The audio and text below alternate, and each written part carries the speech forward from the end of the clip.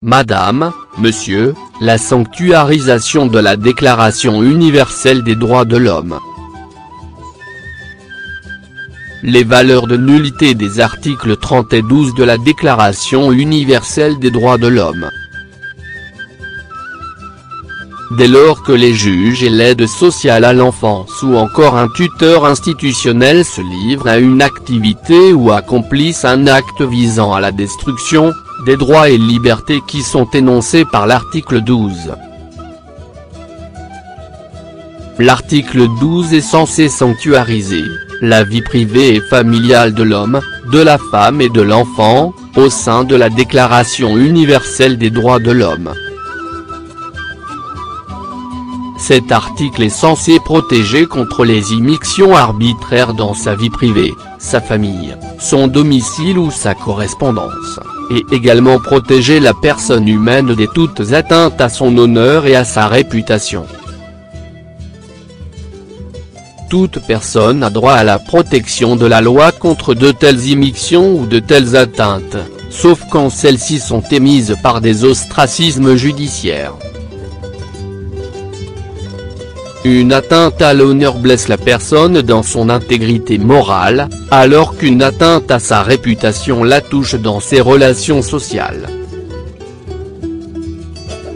Il vous faut juste conscientiser que ces institutions peuvent en toute liberté porter atteinte à votre honneur, c'est ce qui devrait représenter l'idée que vous vous faites de vous-même, et sans vous insurger de ces enlèvements d'enfants, de leur institution familiale, et votre réputation, c'est l'idée que se font ces juges, et ces institutions, aide sociale à l'enfance, ou tuteurs, en s'attachant et s'acharnant à vous enlever, ou reconduire des mesures dans le but de viser à votre exclusion parentale.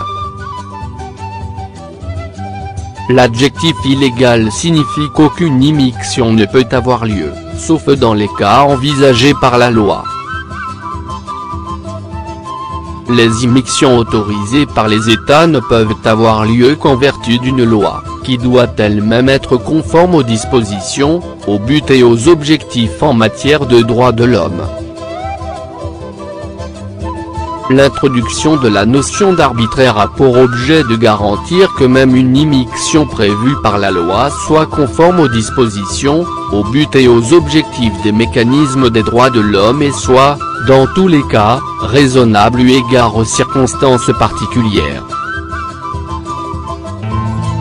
Quant à cette notion d'abus de droit qui tend à porter atteinte à notre honneur et notre réputation, par le fait de se livrer à des actes ou des activités en vue de détruire notre vie familiale, on retiendra.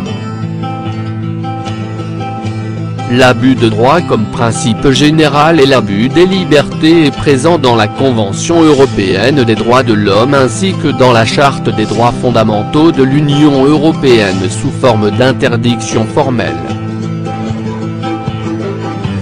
Les auteurs s'accordent à reconnaître que pour particulariser cette notion, il faut réunir plusieurs éléments constitutifs indispensables. En premier lieu, l'abus de droit ne peut concerner que l'utilisation d'un droit subjectif régulier.